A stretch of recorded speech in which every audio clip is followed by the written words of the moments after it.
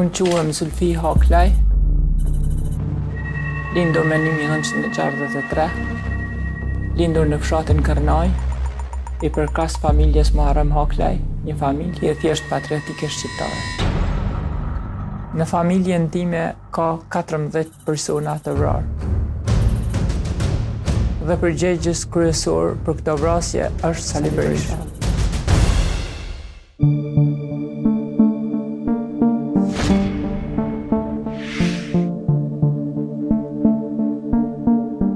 Për herë të parë, Top Story sjell intervistën me Zulfi Haklajn, motrën e vëllezërve Haklaj, të ekzekutuar në një seri vrasjesh makabre në Tropoj. Në një rrëfim të vështirë, në një qytet periferik i Suedis, Zulfi Haklaj, e njohur edhe si Shota e Haklajve, do të publikoj me fakte dhe emra konkret se kush e ndezi Tropojën në luftën e Akmarrjes. Sot, do të shfaqim pjesën e parë të Top Storyt me detaje tronditse të padëgjuara kurrë më parë.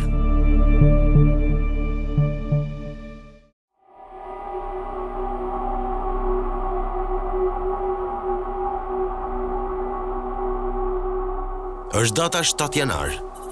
Jemi në vitin 1998 në Kërnaj të Tropojës. Jemi në kullën e familjes së madhe të Muharrem Haklajt, ku janë hapur dyert e mortit.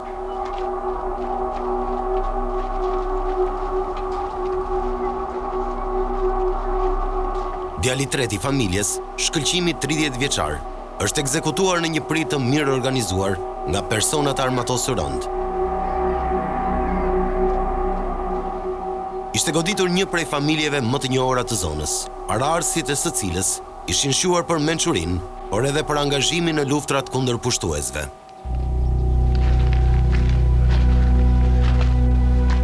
Një familje e respektuar dhe mbrojtëse forte traditës dhe parimeve zakonore. Ky krim ishte prognozi një tragjedie të madhe që do të prekte Tropojën. Qindra banor të zonës kanë mbërritur në kullën shekullore të Haklajve për të përcjellë me nderime shkëlqimin. Aq të shumt ishin njerëzit, sa omazhet zjatën për 2 ditë me radhë. Ka trato Zulfia, je kam çu për natë me ta shtru shtrotin Zulfia. Kam ke kërko me ta shtru veç vetë se kujtof ke shoka trato vetë më mirë. Ishte rrallë që zhvillimi një ceremonie mërtore të mbahej të pasnesërmen e vdekjes. Ne po japim të censuruara këto pamje të rënda të trupit të pajet të shkëlqimit që dërgjet në arkivol.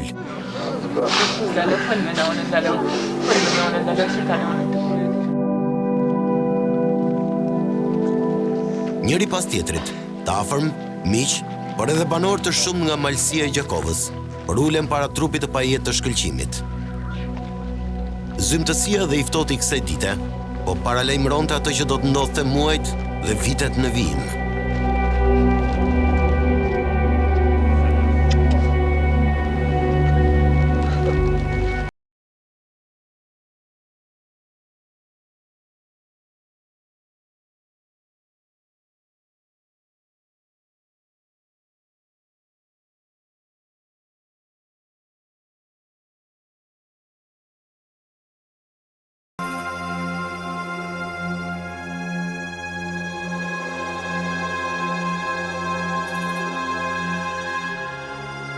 Sot e 15 vite, këto rrënoja që shihni janë dëshmi e prekshme një tragjedie të madhe që la pas shkëlqimi. Dikur, aty ngrihej kulla tradicionale dhe shekullore e familjes së Muharrem Haklajt, babai të 5 djemve dhe 2 vajzave. Sot, aty janë veç gërmadhat dhe kujtimet.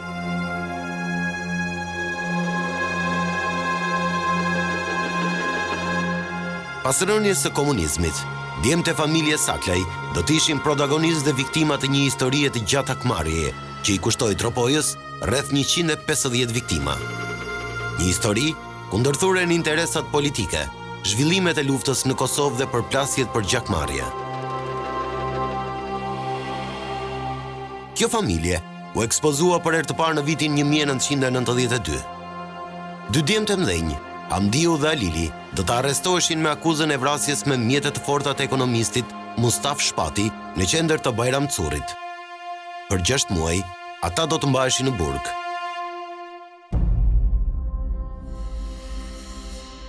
Ne nuk dinim asgjë. Policia erdhi në Haklaj dhe i kërkoi vëllezërit Halilin dhe Hamdin. Vëllezërit i pyetën për çfarë do vim ne në komisariat dhe ju thanë që ka ndodhur një ngjarje dhe ju kanë akuzuar ju. Janë thirrur rreth 80 dëshmitar në pyetje dhe vëllezërit pas 6 muajsh pa asanë gjyqësore kanë dalë sirë. Ngjarja thuaj se kishte lidhje me privatizimin e pronave të kooperativës së Margegajt, ku Hamdiu kishte qenë për 10 vite kryetar. Hamdiu është i vetmi mbijetuar nga 5 djemtë e Muharremit. Sot ai është 69 vjeç dhe jeton në Suedi, ku ka fituar azil politik. Pas arrestimit, që e konsideron të padrejtë, shënohet krisja e parë e kësaj familje të njohur me pushtetarët e rinj të kohës, me në krye mikun e tyre të ershëm, presidentin Sali Berisha. Ne si familje kemi mbështetur Sali Berishën në vitet e para të demokracisë. 2 vëllezërit e mi, Hamdia dhe Halili, kanë pas njohje personale me Sali Berishën. Dhe ne si familje e dinim kush ishte Sali Berisha dhe kush ishte familja Sali Berishës, pavarësisht edhe ai kishte qenë në udhëheqjen e partisë punës në blok.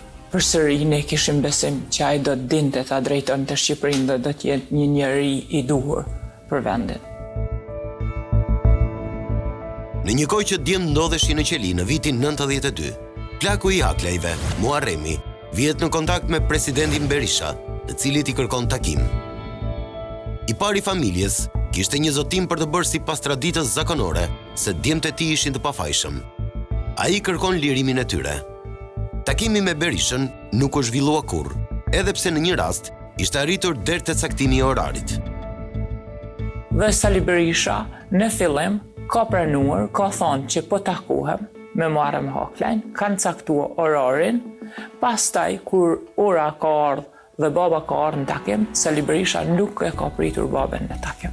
Në këtë kohë baba ka kërkuar takim me kryeministrin, me Aleksandër Meksin, dhe Aleksandër Meksi ka dhënë urdhër që djemtë e Muharrem Haklajs, qoftë se janë të pafajshëm, të lirohen, edhe vëllezërit janë liruar. Deri në këtë moment, djemtë e familjes Haklaj nuk ishin një pozicionim të unifikuar politik. 2 prej vëllezërve kishin qenë themelues të Partisë Demokratike në Tropoj. Pjesa tjetër e familjes kishin kryesisht bindje të majta.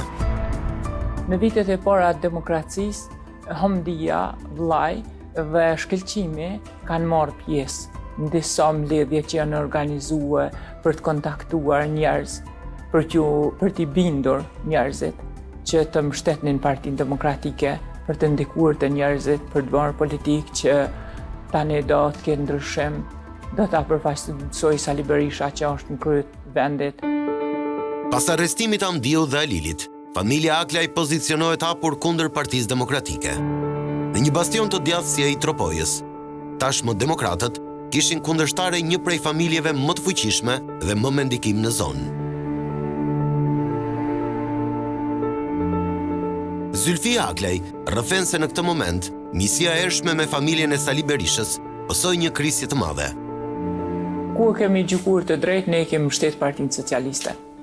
Dhe ai duke e parë që ne kishim reputacion në rrethin e Tropojës, që një familje e madhe, një familje goxha e njohur në rrethin e Tropojës, kemi rreth të hapur miqësi, shok, njerëz, dhe ai ka menduar dhe mendon edhe sot që ne kemi tentuar të marrim pushtetin, ne kur nuk kemi tentuar të marrim pushtetin. Jo vetëm Partia Socialiste, po edhe në Partinë Demokratike kemi mbështetur njerëz të drejtë, njerëz që kanë punuar mirë, siç ka qenë Xhevdet Mehmeti dhe njerëz tjerë që kanë punuar mirë. Me daljen nga burgu të Hamdiut dhe Halilit, familja Haklaj u duk se ju rikthye normalitetit. Por kjo do të zjaste vetëm pak muaj. Ishte data 7 gusht e vitit 1993. Në malin e Shkëlzenit, ishte një ditë pelegrinazhi në atë që njihej si varri i mirë. Mes shumë banorëve të krajinave përreth, vizitor ishin dhe vëllezërit Haklaj. Aty, shkëlqimi konfliktohet me 2 vëllezërit Guxim dhe Besim Demaj nga fshati Shifshan, përkatësisht 23 dhe 25 vjeç. Të dy të rinj do të ekzekutoheshin me pistolet. Ngjarja e rënd u pa nga 10 persona që ishin prezent. Shkëlqimi kishte kaluar afër këtyne djemve që më pas ndodh tragjedia dhe ata po loznin dhe Shkëlqimi kishte pyetur a mund të merrte pjesë. Ata e kishin fyer, Shkëlqimi o përpjek të shmanget, të largohet, që të mos ndodhte ndonjë incident ose tragjedi e mundshme, siç ka ndodhur. Ata në këtë moment e kanë keq përdorur shmangjen e Shkëlqimit dhe vllai i madh i tyre është ngrit e ka qelluar fytyrë. Shkëlqimi në këtë moment i ka shku dora në pistolet, ka qenë i armatosur, ka pas pistoletin e një shoku dhe ata kur e kanë pa që Shkëlqimi është i armatosur, janë përpjekur që ta mbysin me gur. Në këtë moment Shkëlqimi ka qelluar. Deri në atë ngjarje, Shkëlqimi konsideroi më i qeti ndër vëllezërit. Ai nuk kishte pasur më parë konflikte dhe kishte natyrë miqësore. Djali i tretë i familjes kishte studiuar në shkollën artistike Jordan Misja në Tiranë për skulpturë. Disa kohë kishte punuar si mësues. Pas ngjarjes së Shkëlzenit, ai do të qëndronte në Arrati për të rishfaqur në publik pas trazirave të vitit 1997. Personi akuzuar për ngjarjen ishte Hamdiu. Ndaj tij, madje ka një dënim në mungesë me 25 vite burg. Prej asaj dite, Hamdiu është parë shumë rrallë në Tropoj. Ai cilësohej nga media si padrinoja i familjes, një njeri vigjilent, gjakftot, i cili u ka shpëtuar disa atentateve me tritol dhe armë të llojit sniper. Hamdiu u largua nga Shqipëria pas vrasjes së vllait të vogël, Yllit, në vitin 2001. Qëllimi ishte për të mbrojtur fëmijët që kishin lënë jetim vëllezërit. Ai konsiderohet sot si njeriu kyç që posedon informacione të detajuara për masakrat e Tropojës në vitet 97-2001. Por, le të kthehemi edhe një herë te vrasja e vëllezërve Demaj, të 7 gushtit 93. Pas ngjarjes së Shkëlzenit, Hamdiu dhe Shkëlqimi fshihen në Përbjeshk për t'i shpëtuar arrestimit nga policia. Me ta thuhet se u bashkua edhe vllai tjetër, Fatmiri. Ne jemi shumë të indinjuar për këtë ngjarje dhe për gjithë jetën kjo ngjarje do të jetë një peng për familjen tonë. Edhe kur ne e kemi mësuar që ata kanë qenë dy vëllezër, ka qenë shumë më e dhëmshme për ne. Dhe për gjithë jetën, sikur për vëllezërit tonë, edhe për ata, mendojmë dhe jemi të mërzitur. Mes familjeve Haklaj dhe Demaj ka pasur kontakte pas ngjarjes.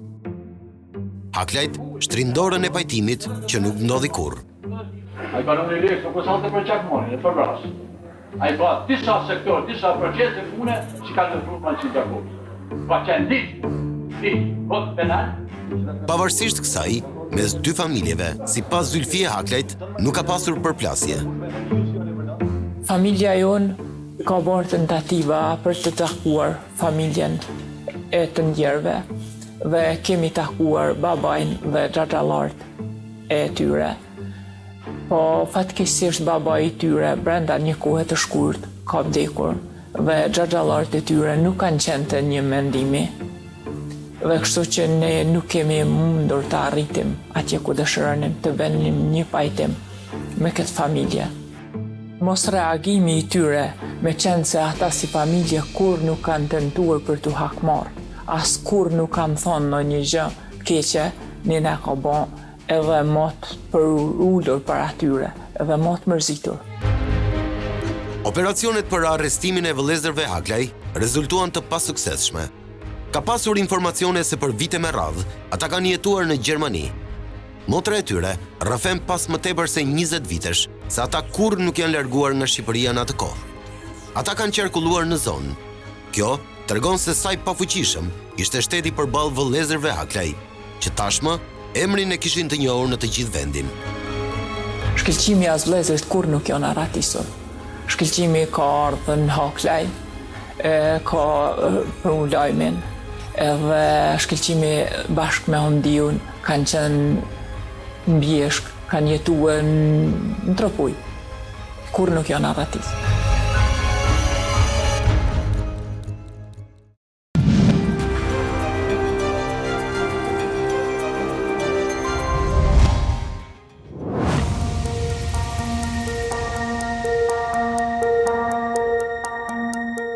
Forcat speciale do të zhvillonin një stër aksionesh për kapjen e vëllezërve Hamdi dhe Shkëlqim Aklaj, por pa rezultat. Në 5 tetor të vitit 95, kulla e Aklajve do të rrethojë në një aksion masiv të forcave speciale. I gjithë fshati Kërnaj ishte vendosur në shtetërrethim nga policia. Operacioni mbështetej edhe me helikopter nga ajri. Troket policia në derë, baba hap derën, policia vazhdon kontrollin banesë dhe pas disa minutash që ata vazhdon kontrollin, ndëgjohen të shtana të shumta në lagje. Dhe baba i thot komandantit që drejtonte kontrollin, thot ka ndonjë problem, ndodh në një gjë, ai me njëherë del në bar dhe ju thret me rëdje mos qëlloni. Pasi erdhi brenda, tha nuk ka asnjë problem, vazhdoi kontrolli, pasi kryen kontrollin, thanë që nuk kemi gjetur asgjë të paditshme dhe nuk na ka ndodhur asnjë incident. Të shtënat që kishin nisur papritur në fshatin e rrethuar, i kishin marrë jetën policit me Diva Toci nga Tropoja. Pas disa orësh, policia rikthehet te kulla e Aklajve dhe shoqëron plakun Muharremin dhe djemt Alilin dhe Yllin. Atyre do të ngarkojë edhe vrasje e policit, me të cilin në fakt kishin lidhje të afërta shoqërore dhe miqësore. Për herë të parë, Zylfia Aklaj përmend zyrtar të lartë, të cilëve sipas saj janë implikuar në skenarin e akuzës së padrejtë ndaj Aklajve për vrasjen e policit. Sabri Joca, që në atë kohë ishte zëvendës ministri i brendshëm, i drejtohet babës e vrat policin. Baba i thot që ne nuk e dim që është vrarë një polic. A i thot është e vërtet që është vrarë një polic. Baba i thot në qoftë se është e vërtet që është vrarë një polic, ose une, ose kë, për Lulzim Sallakun e kemi vrarë. Lulzim Sallaku në atë kohë ishte shefi komisariatit Barem Curit. Dhe Sabri Joca i drejtohet Lulzim Sallakut, i thot çfarë i thua plakut. Ai i thot që ma hodhën dhe maskarajt këtij. Vrasja e Vatocit nuk është zbardhur sot e kësaj dite. Aklajt u vënë në akuzë nga policia, por asnjë provë nuk ishte kundër tyre. Por më tepër, në momentin e vrasjes, burrat e familjes ndodheshin në banesë, ku kishte edhe efektiv policie që po kontrollonin. Ndërsa Hamdiu dhe Shkëlqimi ishin në arrati. Polici ka pas dhe familja e policit ka pas marrëdhënie me familjen tonë dhe polici personalisht ka pas shumë miqësi me Halilin, me vllajin. Mendojmë që ata për të mbuluar ndonjë informacion. Mendojmë që është vrarë për të na inkriminuar ne si familje dhe për t'i rënduar vëllezërit dhe nuk e përjashtojmë edhe mundësinë që o vrarë pa dashje. Zylfia zbardhe edhe një bisedë të vllajit, Halilit me Arjan Muçën, në atë kohë shef krimesh në Tropoj. Kur ka ardhur Arjan Muça që kontrollonte ato kontrolle, i tha Halilit vllajt, tha, pse delni hapur, tha ju kundër, tha Partisë Demokratike. Tha, ku e dini ju, tha me Kajamone.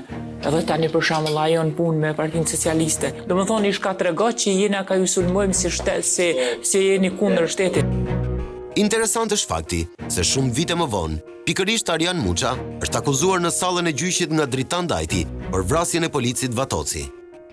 Muça ishte thirrur si dëshmitar në procesin për vrasjen e 4 policëve nga Dajti në vitin 2008. Pikërisht Muça ishte drejtuesi i aksionit për arrestimin e Dajtit. Por, le të kthehemi tek ngjarja. Familja e Vatocit nuk dyshoi kurrë te Aklajt. Miqësia mes dy familjeve nuk u vu në dyshim. Madje ishte po njësoj e fortë si më parë. 2 ditë pas ngjarjes, Aklajt lirohen nga policia. Muharremi me Alilin dhe Yllin nisen drejtë në banesën e të ndjerit me Diva Toci.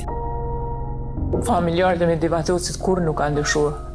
I kanë prit babën e vëllezërit, kanë shku për ngushëllim, kanë qëndruar aty dhe nuk kanë pas kur nuk kanë shprehur ndonjë gjë të tillë që kanë pas në një dyshim. Halili e kishte mik, e kishte sikur vëlla. Ata dhe vllajin e tij tjetrin dhe Astrid më duket që quhet Astrid vllai i tij dhe i ka thirrë Halil, ka thonë ne vron vllajin. E ashtu si tregon motra, Halili i binte koks me grushta dhe qante si fëmijë. Pas ngjarjes ku vra polici Vatoci, gjatë javëve në vijim, policia zhvilloi disa kontrolle të befta në kullën e Aklajve, ku vendosën edhe përgjues. Sot, vajza e familjes, Zylfia, zbulon një episod për të cilin nuk është folur kurrë më parë. Ata pa isën një polic i cili quhej përpara Sulaj, me inqizues, që policit kontaktonte me yllin, me vllajin, ylli të dërgonte të shkambi i Rajës, Hamdin, Fatmirin dhe Shkëlqimin për të grabitur paret e komunës Lekbibaj që do kalonin në atë rrugë. Dhe ylli me njëherë e kupton kurthin që është ngrit dhe i thot po shkoj une me vllajin tënë. A i thot jo, vllai im është i ri. Në këtë moment ylli ndëgjon përgjusin dhe ylli e bllokon policin, ja merr pistoletën, ja merr përgjusin, ka shku në komisariatin e Baramcurit, ka dorëzue pistoletën. Përgjuesi për të cilin flet Zylfia nuk dihet se ku ka përfunduar. Ajo që dihet është se ka mbajtur vetë ylli derisa ishte gjallë. Nga ana procedurale, nuk ka pasur kurrë një hetim mbi këtë pretendim të Haklejve. Ylli nuk pranonte ta dorëzonte incizusin, thoshte që jo, nuk do ta dorëzoj, do ta kem si provë se deri ku arrit Sali Berisha kundër familjes tonë, kundër vëllezërve tonë, për t'i vrarë dhe për t'i poshtruar. Kjo ishte tentative e parë për t'i vrarë vëllezërit dhe për t'i hedhur në kurth. Deri në vitin 1997, për Haklejt nuk u dëgjua shumë. Trazirat që kaloi vendi atë periudhë do t'i rikthenin edhe një herë në skenë emrat e kësaj dere të madhe tropejane. Protagonist kryesor shndrohet djali i katërt i familjes, Fatmiri. Komiteti i shpëtimit që ishte ngritur pas trazirave e zgjedh Fatmirin shef të komisariatit të Tropojës në moshën 28 vjeçare. Forcat e rëndë publik, me punën dhe gatishmërinë e tyre, në bashkëpunim me gjithë popullin e Malësisë Gjakovës, kanë arritur rezultate të mira për sa i përket vendosjes së rendit dhe qetësisë në rrethin tonë. Gjë e cila tregon se rezultatet e deri tanishme kanë qenë të mira dhe gjendja vazhdimisht ka ardhur në përmirësim. Në këtë rast, kërkoj nga gjitha forcat politike, nga gjithë qytetarët e rrethit Tropojës, nga shoqatat, që të na ndihmojnë në vendosjen e rendit dhe qetësisë në rrethin tonë. Ai nuk kishte as karrierë policore, as formimin profesional në këtë drejtim, pasi kishte përfunduar studimet për farmaci.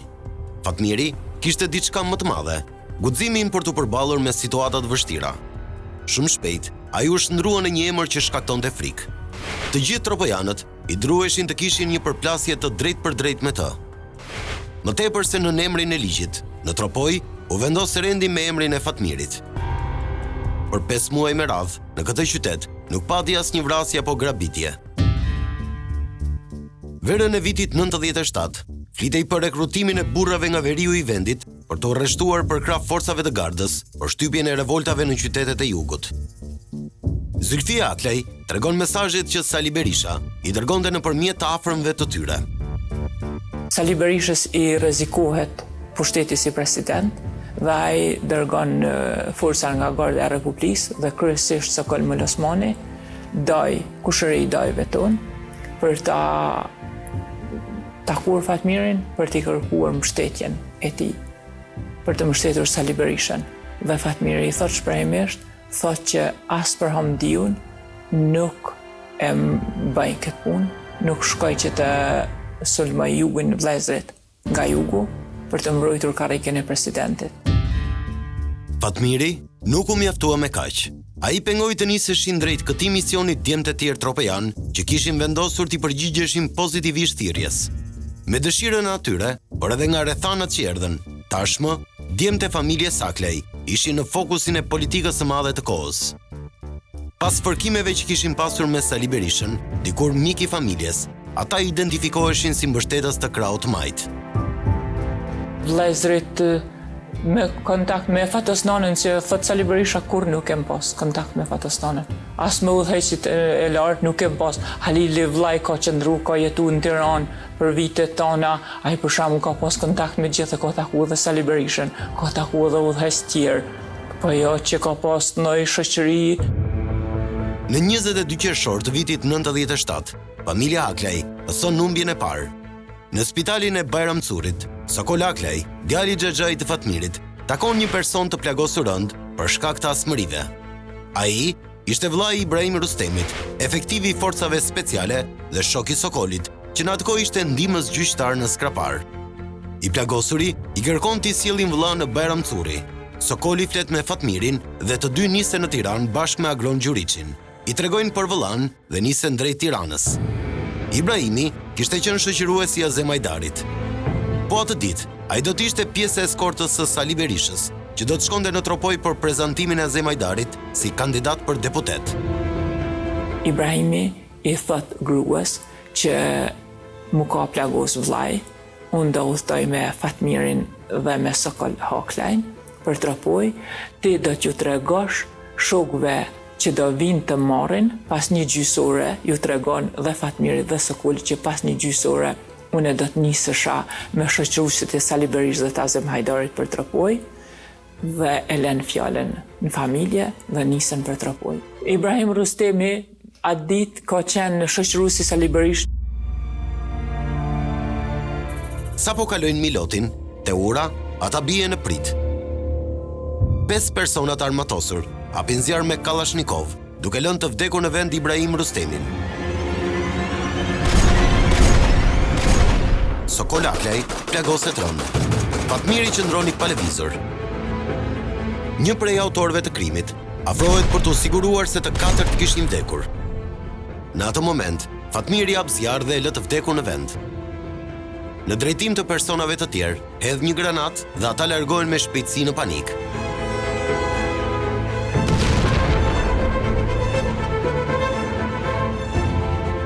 Ai merr në krah Sokolin dhe niset për ndihmë, por askush nuk guxon të përzihet. Rrugës as me forcat e gardës, në krye të cilave ishte Sokol Mulosmani. Ai jep një makinë Fatmirit, ndërkohë Mulosmani mbërrin në skenën e përgjakshme të pritës me disa gardistë të tjerë.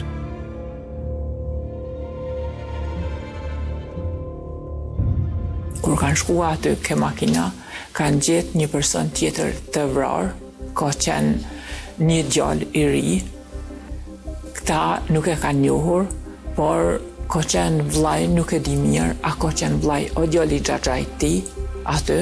Ai nuk ka prezentue, nuk ka dhënë shenja që jam i afërm i tij, po disa njerëz tjerë e kanë njohur dhe Sokol Mulosmani e ka izoluar, që mos ndodhen në një tragjedi tjetër.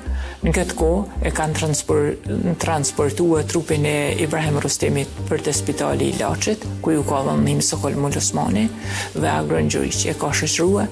Kur kanë arritur në spitalin e Laçit, aty edhe Sokoli, djali i xhaxhait, kishte humbur jetën nga plagët e marra.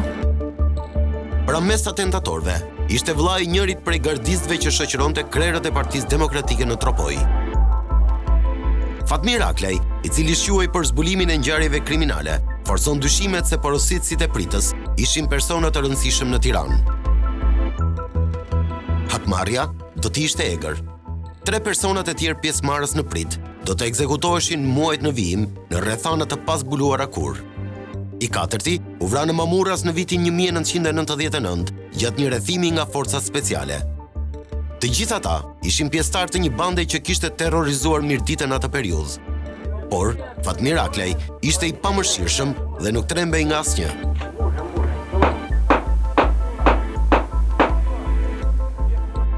Vrasit u identifikuan nga i vrari që kishte ngel aty afër makine.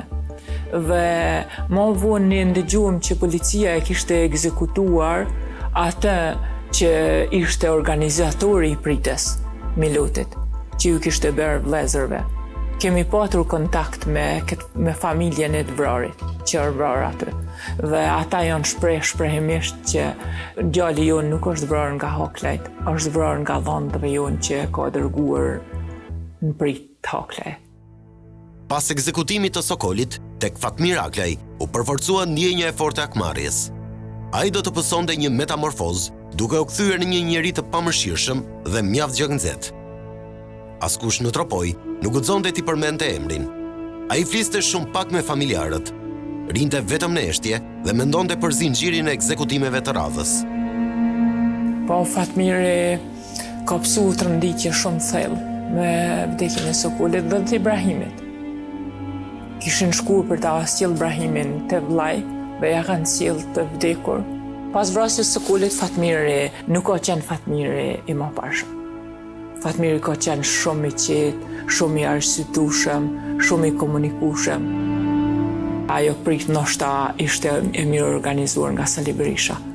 Duke menduar përse këta po udhtonin, përse këta kishin shkuar në Tiranë një kohë që këta nuk kishin fare dieni për mitingun, as nuk kishin, ata vetëm ishin të predispozuar që të binin Ibrahim Rustemin të vllai në Baramcot, të spitali Baramcotit. Fatmiri shoqëroi me Agron Gjuriçin, vllain e të cilit ekzekutuan në Tropoj në 6 janar të këtij viti, Guxim Gjuriçin. Për këtë do të flasim pak më vonë. Dy të mbijetuarit e pritës së Milotit, Fatmiri dhe Agroni, nisën drejt Tropojës me kufomat e Ibrahim Rustemit dhe Sokol Haklajt. Kur arrin në Koman, ku do të merrnin tragedin për në Fjerz, ata asin në një pengesë që u pret rrugën. Aty, irritimi i Haklajve do të ishte mjaft i madh. Në këtë moment kur ta vinte tragedi, kishte ardhur dhe Sali Berisha me njerëzit e tij aty, dhe Fatmiri nuk lejohet që të udhtoj me traged, me kufumat. Ne kishim marrë lajmin dhe vllezrit dhe gjithë xhaxhaje, babaje, gjithë njerëzit kishin ra te tragedi, kishin shku te tragedi për të marrë kufumat. Aty njoftuan nga disa pasagjerë që kanë qenë aty dhe udhëtar tregojnë që Fatmiri nuk është leju me kufumat të udhtonte me traged. Dhe aty ka filluar irritimi. Pavarësisht se ata nuk lejuan të udhtonin me traged, Sali Berisha e nis mitingin në vend që të ngushëllonte për njerëz gjithë dy djemt Tropojës që kishin vdekur. Ai me njëherë thot, Din Selimi dhe Fatas Nana vinë këtu me bandat e serbit, me hurrat, me UDB-n jugoslave. Kur tragedi mbërriti në Fjerz, Haklajt ishin në pritje të kufomave. Të zhgënjur kur mësuan se Fatmiri ishte penguar të jepte në traged, shkëlqimi, ylli Haklaj dhe njerëz të tjerë të tyre nisën drejt sheshit ku kreu i Partisë Demokratike kishte planifikuar të zhvillonin mitingun. Aty regjistrohet një incident i rënd. Pak para se të niste mitingu, ylli Haklaj qëllon me breshëri Kallashnikovi drejt altoparlantëve, duke i nxjerrë jashtë funksionit. Gjatë tubimit, shkëlqim Haklaj me një grup personash afrohet pranë podiumit dhe i drejtohet me sharje ofendime të rënda Sali Berishës, teksa i mbante fjalim. Dhe në këtë moment, shkëlqimi edhe ylli kanë reflektuar. Ylli duke qelluar autoparlantet e mitingut dhe shkëlqimi e ka fyer Sali Berishën.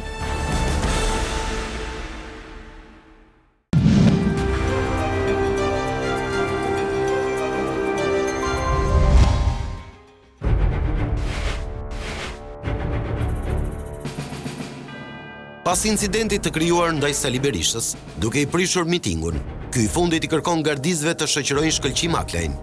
Por, kjo kërkesë nuk ishte lehtë. Askush nuk guxonte të përballej me djemt e familjes Haklaj. Shkëlqimi kishte me vete disa burra të tjerë, të cilët nuk lejuan shoqërimin e tij. Një prej tyre ishte edhe Feriz Kërnaja, që do të identifikojë si krau i djathtë i Fatmir Haklajt. Ferizi sapo kishte dalë nga burgu, ku kishte njohur nga afër edhe ish liderin socialist Fatos Nano. Kërnaja ishte dënuar për vrasjen e mikut të ngushtë të Azem Hajdarit, Isuf Haluca. Ditën e vrasjes, Haluca madje mbante veshur pardesyn e Hajdarit. Pas incidentit në mitingun e Berishës në Bajram Curri, duket se shkëlqim Haklaj kishte firmosur fatin e tij të zi.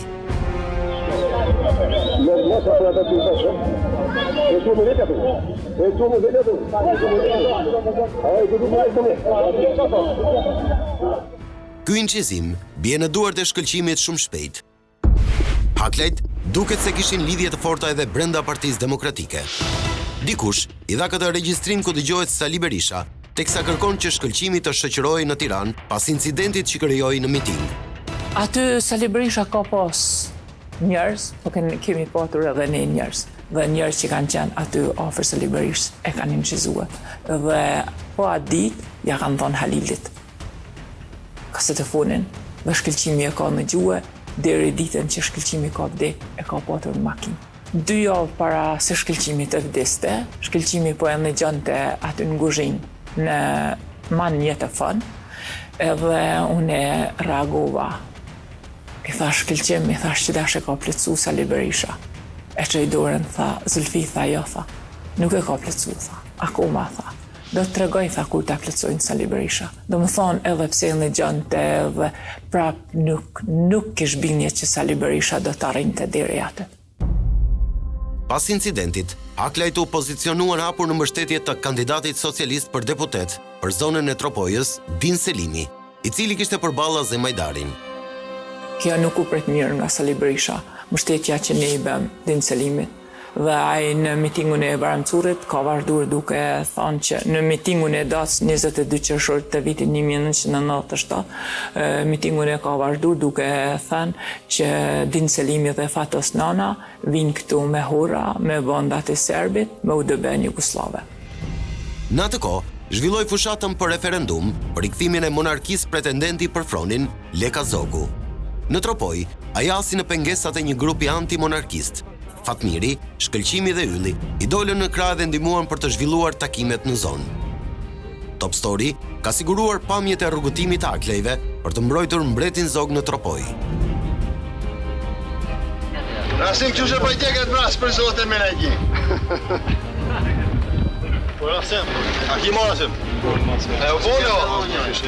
A që ka pajgore Rasim? Po një. Në 17 shtator të vitit 97, plagoset brenda sallës së parlamentit deputeti sapo zgjedhur i Tropojës, Azem Hajdari. Ai qellohet me armë nga kolegu socialist Gafur Mazdreku gjatë zhvillimit të seancës plenare.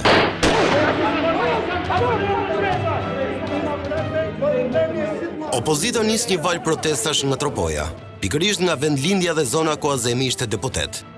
Dega lokale e demokratëve kërkon leje të protestojnë në të gjithë qytetin të nesërmen. Fatmir Aklaj, i cili ishte shef i komisariatit, e kufizon lejen vetëm në kompleksin e lërave me dorë, pasi ky urdhër kishte ardhur nga ministria. Protestuesit nisin marshimin nëpër rrugët e qytetit. Situata del nga kontrolli.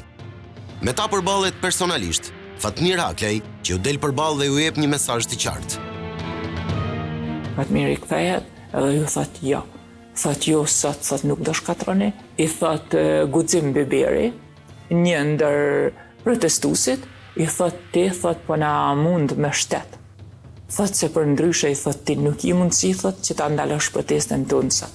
Do më thonë e provokojnë Fatmirin. Edhe Fatmirin nga ky moment bjen provokimin e tyre dhe thot unë nuk jam shefi komisariatit nga ky moment, unë jam Fatmir Aklaj, vazhdoni e bëni protestën, thani e shkatronin qytetin e Baramcurit, edhe këta nisën drejt Fatmirit. 4 parë, një ndër ta ka qenë Haki Hoxha, ka qenë Mustaf Tahiri nga fshati Karnaj, ka qenë Ozgon Aklaj, kushëriri jon, edhe ka qenë Xhevdet Mehmeti, ka qenë Xhevdet Hoxha, djali i tezës tonë. Të 4 parë e protestë. Fatmiri duke menuar që këta ishin gjithë të afërm, e qëllon Haki Hoxhën. Pasi Fatmiri godet me grusht Haki Hoxhën, protesta shpërndahet. Askush nuk ishte guxim të përballej me Fatmirin. Mesazhi i tij ishte i prerë, nuk do të përballeshin me forcën e ligjit, por me forcën e Fatmirit personalisht. Ky moment shënon edhe nisjen e konfliktit me Haki Hoxhën, një emër që është përmendur pak ose as pak në çështjen e masakrës së Tropojës. Ai konsiderohet nga Aklajt si organizatori kryesor i vrasjeve në familjen dhe rrethin e afërt të tyre. Konflikti ka lind, domethënë që në shtator të vitit 1998, kur Fatmiri ka qelluar Haki Hoxhën, dhe ka ardhur si rezultat i Sali Berisha, domethënë ka qenë për të vrarë Shkëlqim Aklajn, ka qenë për të marrë komisariatin e Baramcurit për ta përdorur për pushtetin e tij. Hoxha, gjatë qeverisjes së Partisë Demokratike pas 2005-s, ka qenë drejtori i shërbimit zjarfikës në Tiranë. Edhe pse është akuzuar drejt për drejt nga Aklajt për vrasjen e 4 djemve të familjes dhe 10 personave të afërm të tyre, ai nuk është marrë kurrë në pyetje për ngjarjet.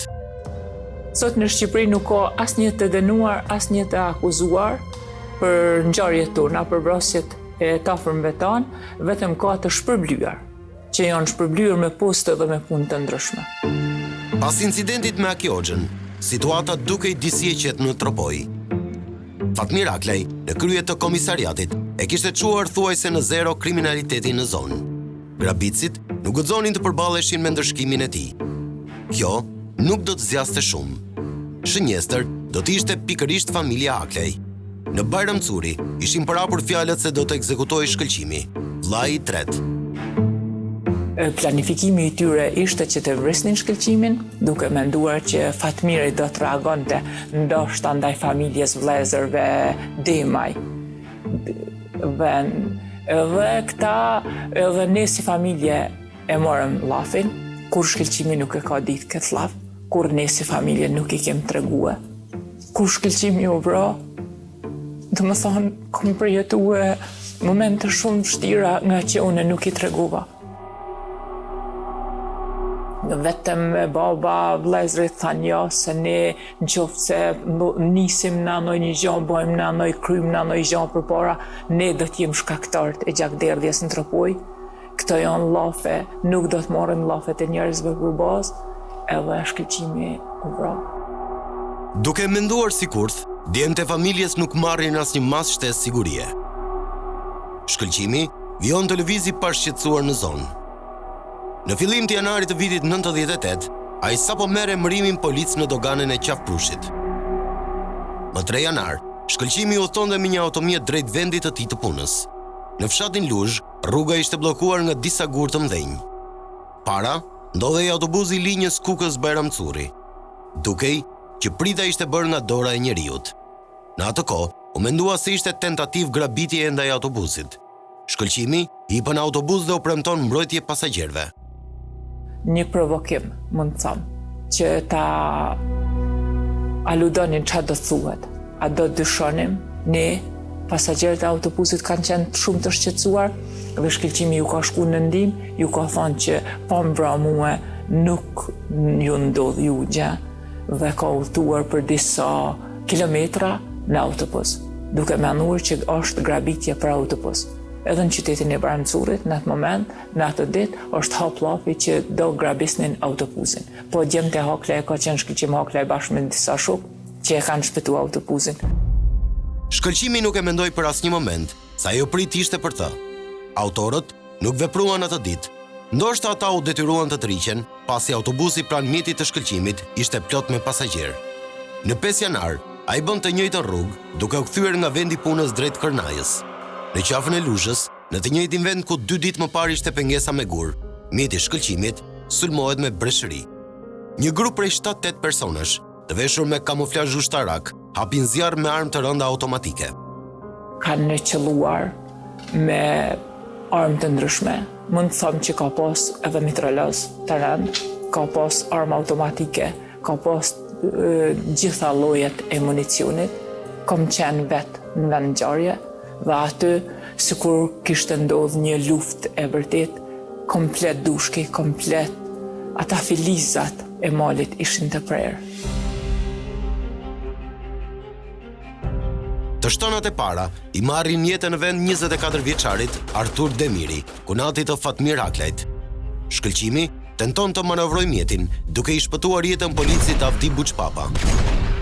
Ai arrin të hidhet nga makina dhe rrshqet në shpatin anën tjetër të rrugës. Avdiu vrapon drejt fshatit Vlad, ku kërkon ndihmë. Shumë prej aty në personave ne e dim se kush kanë qenë, po kryesisht ka qenë Haki Hoxha dhe Medi Hoxha, që e kanë bërë shkëlqimin. Shkëlqimi kur ka qenë makinë, ka marrë pluma në kamën e djathtë, 3 pluma. Pastaj kur shkëlqimi ka dalë në drejtim të pritës, i ka marrë pluma tjerë, i ka pas në krahëror. Shkëlqimi u përgjigjet me zjarr autorëve me një pistolet që mbante me vete. Ati i bllokohet arma dhe shumë shpejt deli zbuluar dhe pa mbrojtje përballë personave të armatosur rënd. Dhe Haki Hoxha ka qenë aty në një grup afër dhe kur ai ka pa që shkëlqimit ju ka blloku pistoleta, Haki Hoxha ka dalë, a çun kam shkëlqimi i ka thirr, e i ka thonë, Haki Hoxha ka thonë aty në bane këtohen, ka thonë edhe nga burri kom me të përgjigj. Edhe shkëlqimit ju ka bloku pistoleta, e kanë marrë plumat, pasi ka dalë në kam, drejtu pe i prite, e kanë marrë plumat këtu në krahëror, dhe Haki Hoxha ka shku e ka ra me plum në kokë. Njerëzit e Haki Hoxhës e kanë treguar, se do me thonë kështu ka dalë shkëlqimi, ka fol, i ka thirr Hakis, dhe gjitha do me thonë nga rjeti i tyre ne e kemi mësuar çdo gjë. Shkëlqimi qellohet me një plum në kokë nga afër për të siguruar që të merrte fund. Pritës arriti t'i shpëtoi gjallë polici Buçpapa, i cili është një dëshmitar i vyer. Ai nuk foli kurrë para drejtësisë. Avdiu mori gruan dhe fëmijët dhe u largua jashtë vendit dhe prej asaj dite nuk ka shkelur kurrë në Shqipëri. Thuhet se i mbijetuari i tregoi Fatmirit për autorët e krimit, por Zylfi Aklej deklaron se nga Avdiu nuk ka marrë asnjë informacion pasi ishte i tronditur. Madje, ajo tregon se gjithçka e kanë mësuar nga njerëz të fisit Hoxha. Ai ka pësua dhe ai shok, ai ka pa vdekjen në sy, ai nuk ka mujt me treguar, nuk ka treguar asgjë. Ata njerëzit vet kanë fol. Edhe kanë të afërmit e tyre. Kanë treguar që Haki Hoxha me Di Hoxha bashkë me disa njerëz mbështetës, njerëz saliberisht që kanë organizuar vrasjen e shkëlqimit. Kemi prova që urdhëruesi direkt është Sali Berisha. Viktimat transportohen në spital me autobusin e linjës Krum Bajram Curi. Fatmir Aklej, i cili ishte shef komisariati, merr lajmin vetëm 2 orë pas ngjarjes, kur viktimat mërritën në spital.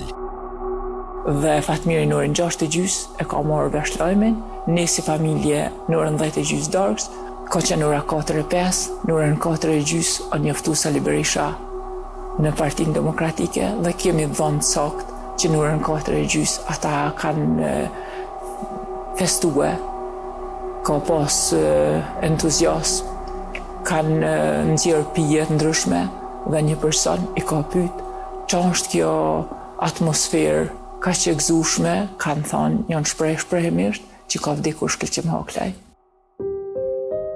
Kanë kaluar 22 vite dhe ngjarja nuk u zbardh kurrë. Askush nuk u çua prapa ekurave për krimin që ndezi luftën mes fiseve në Tropoj. Pas krimit, Fatmiri bën një analizë të gjithë ngjarjeve që kishin paraprirë ekzekutimin e vllait. Ai dyshon se atentati ishte organizuar nga njerëz të fuqishëm në Tiranë. Disa prej personave që ai kishte identifikuar ishin militantë të opozitës. Burimet e informacionit në zonë ai kishte edhe në krahun e kundërshtarëve. Në një intervistë që dha Sokoj për një media të huaj, Fatmir Aklej do të deklaronte se akmarrja do të ishte pamëshirshme, pasi do të ekzekutonte 30 veta për vëllan dhe kunatin. Në Tropoj ishin parapur fjalët se në vrasjen e shkëlqimit ishte implikuar edhe deputeti demokrat i zonës, Azem Hajdari. Thuaj se raportet mes tij dhe Aklejve ishin tensionuar pas fushatës së qershorit të vitit 97. Prova për ato që përfliteshin nuk janë zbuluar kurrë. Një prej pistave lidhej me një konflikt që kishte pasur vllai Azemit me Aklejt qysh në vitin 91. Kemi dëgjuar që edhe për Azem Hajdarin flitet, por nuk kemi prova. Azem Hajdari ka kontaktuar me babën në një farë mënyre aq fajsue që nuk ka dorë në vrasjen e shkëlqimit. Ka dërguar telegram ngushëllimi për vdekjen e shkëlqimit. Nuk mund të them me 100% që Azem Hajdari nuk ka pas dorë, as nuk mund të them që Azem Hajdari jo me bindur e plotësisht që ka qenë. Për Sali Berishën jo me bindur që Sali Berisha është kryesori dhe vetëm Sali Berisha. Nuk vonoi 24 orë nga vrasja e shkëlqimit dhe Arturit, kur Tropoja u trondit sërish. Në fshatin Cërnic, te stallat e Ishfermës, i bëhet prit dhe ekzekutohen Gjin Kolbuçaj, Avdyl Matoshi dhe kunati i tij Naim Dizdari. Matoshi njihej si militant i opozitës me njohje në nivele të larta. Opozita akuzoi kryeministrin Fatos Nano dhe Fatmir Aklejn për krimin. Partia Demokratike zhvilloi një protestë omazh me arkivolin e Matoshit në bulevardin Dëshmorët e Kombit. Disa ditë më pas, në qendër të Bajram Curit, do të ekzekutohej edhe vllai i Naimit, Qazim Dizdari. Ky i fundit kishte qenë për ngushëllim në familjen Aklaj, ku kishte thënë se palët nuk u kishin asnjë borxh njëra tjetrës. Fatmiri ishte informuar se një nga vrasësit e shkëlqimit, me rroba kamuflazhi të ndotura me balt, kishte pyetur pranë spitalit nëse personat që ranë në prit kishin vdekur. Emri i përfolur ishte pikërisht ai i Avdyl Matoshit. Matoshi njihej gjithashtu si një njeri i afërt me Aki Hoxhën. Avdyl Matoshi është përmend, po ne nuk kemi dhëna që Avdyl Matoshi është një ndër ekzekutorët e shkëlqimit. Ditën e ekzekutimit, Matoshit i është gjetur një pistolet tip Makarov me të gjithë plumbat e zbrazur. Me sa duket, ai e ndjente kërcënimin që i kanosej dhe për këtë arsye lëvizte i armatosur. Ajo ngjarje rezulton e pasbardhur sot e kësaj dite, ashtu si gjithë zinxhiri ngjarjeve. Të nesërmen, në Kërnaj, zhvillohej ceremonia martore e shkëlqimit. Për herë të parë, Zylfia Aklaj, rrafense të pranishëm kanë qenë edhe pjesëtar të fisit Hoxha. Në këtë kohë kanë ardhur dhe të afërm të Haki Hoxhës dhe të Medi Hoxhës. Ka qenë babai i Medi Hoxhës dhe kanë qenë 3 djemt e xhaxhallarëve të Haki Hoxhës. Ka qenë Baram Shabani, ka qenë Zeqir Ibrahimi dhe ka qenë vllai i Zeqir Ibrahimit, Halil Ibrahimi. Edhe në këtë moment, baba ka dalë në barë shkëlqimi, trupi i shkëlqimit kishte ardhur në banesë, dhe baba ka dalë në barë dhe ju ka lutë. Ju ka thonë njerëzve, në qoftë se dikush din diçka çka ka ndodhur me djemt, tregojnë. Dhe unë nuk e varrosi shkëlqimin pa marrë pjesë ata persona në varrim të shkëlqimit. Pastaj, ne do ulem, do diskutojmë si ka qenë puna. Dhe ata persona janë besën time, ata do vinë këtu, ata do marrin pjesë në varrimin e shkëlqimit, dhe pastaj ne do ulem, do diskutojmë si ka qenë puna dhe do bëjmë marrëveshje. Askush nuk ka treguar një gjë. Nuk u mësua pse pjesëtar të fisit Hoxha shkuan për ngushëllim në një kohë që ata ishin të dyshuar nga familja Aklaj. I pari i shtëpisë, Muharremi, nuk arrin të mësojë asgjë të re. Tashmë, nuk do të kishte më qetësi. Goditja e radhës ndodh në datë 9 janar. Viktima është nga fisi Hoxha. Edhe ata me datën 6 tentojnë të vrasin Fatmirin, dhe Fatmiri e merr vesh. Hakia e nxjerr vllajin në qytet, ai ka shëtit me gruan dhe me fëmijë. Fatmiri nuk e ka qelluar. Ai ka shku te komisariati për ta zbuluar Fatmirin, ku Fatmiri ndodhet, për t'ju dhënë informacion. Ai nuk kena dhona që ai vetë ka marrë pjesë në vrasjen e shkëlqimit. Nuk kem asë dhona. Mund të them që shashirin vllajin e Hakis edhe shkëlqimin i ka vrarë Hakia. Se veprimet e Hakis quhen aty.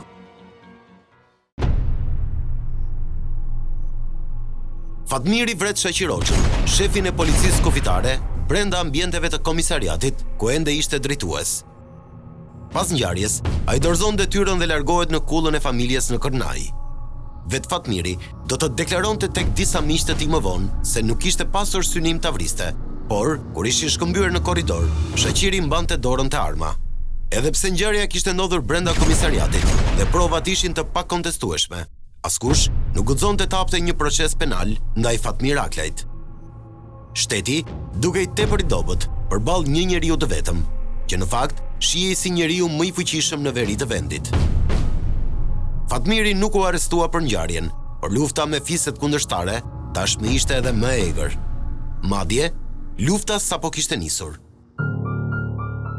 Sot, pas 22 vitesh, fiks në datën 5 janar, komedi i vrarë Shkëlqim Aklaj, në Tropoj, vritet Guxim Gjuriçi. Ai ishte vllai i Agron Gjuriçit, miku të ngushtë të Fatmir Aklajt. Guximi u ekzekutua në 5 janar 2020 përpara shtëpisë së tij, dhe kjo shfaqi vimësinë e akmarrjes në qytetin e Tropojës.